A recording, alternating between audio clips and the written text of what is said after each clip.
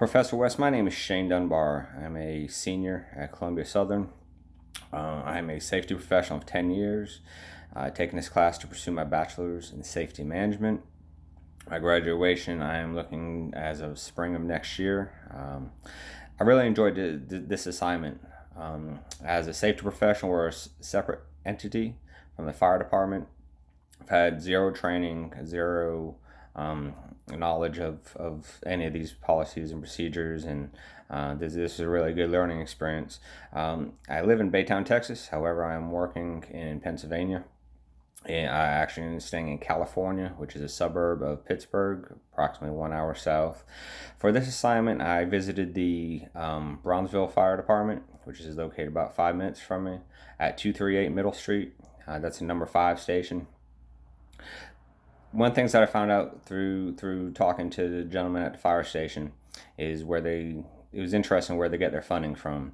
So they had the federal, they had the community municipality, and then a state level. State level is where they get most of their funding. The interesting thing through talking to them is that the fire commissioner, he has his policies and procedures, but these are nothing more than suggestions. So obviously they're gonna go with the NFPA. I asked them about some of the training that they had, and it was pretty diverse. Obviously, they're going to use some information from an NFPA. They're going to go ahead and send out their different information. One of the things that they're using is pamphlets.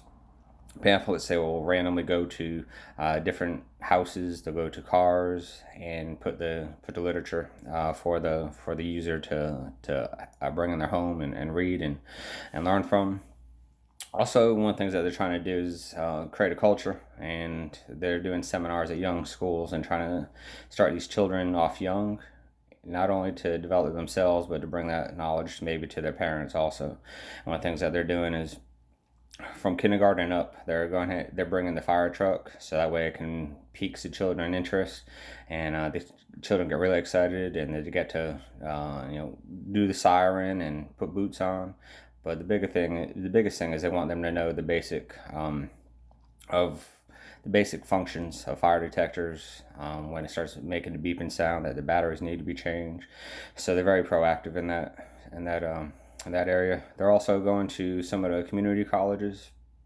A lot of people are coming out, young adults between 20 and from 18 to 21, and they've just left their parents' house. They don't know a lot about where a fire detector should be, or some of the basic functions for those.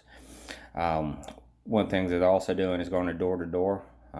They're knocking on doors and helping people install fire alarms. The fire department is walking through the house, recognizing areas where they need to be. Obviously, hallways and bedrooms and kitchens.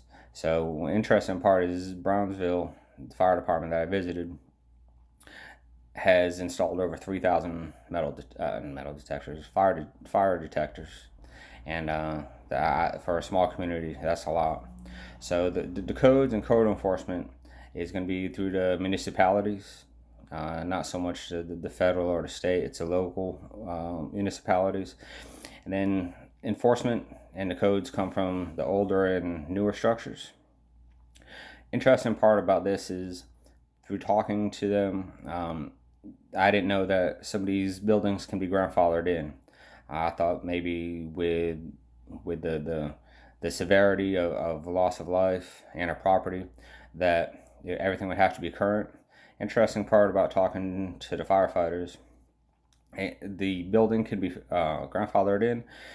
However, it's only with the owner's name. If the building ever changes names, if it changes ownership or anything, it will no longer be grandfathered in, and they will have to be updates to make sure that they're in code.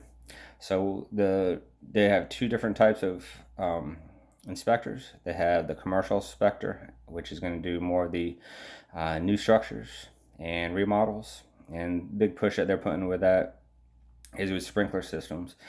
This town is considerably older than a lot of other places in the United States, and a lot of businesses have been not torn down, they've been abandoned, and you have the newer person that comes in buying the building and wanting to do a business. And when the fire department comes around, the inspectors, the sprinkler system is something that's really being pushed, not only for commercial, but for residential. So for the commercial, a lot of the businesses are deciding not to open because it's not cost effective for a new business to put the sprinkler systems in there, and unfortunately these businesses are not being pursued in the manner in which they were bought. Also, for sprinkler systems, a big push in Pittsburgh is they've had some multi-story catastrophes, and per code it was sprinkler systems only had to be every other floor. Now they're being pushed to be on every floor, and this is especially being pushed in dorms, being very proactive in that area. So the interesting part about the commercial inspectors and the residential inspectors is I found out that the most of them are third party.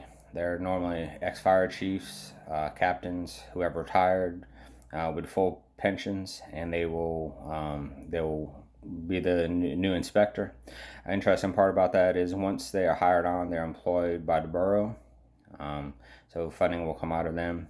And the fire testings and ratings was something that they were talking about, and that's obviously going to be a little bit different in the north. It depends on if they're in the county limits or in their city limits, the size of the home, and whether it's 1 or 2 story. And enforcement will be once again if it's within county or city.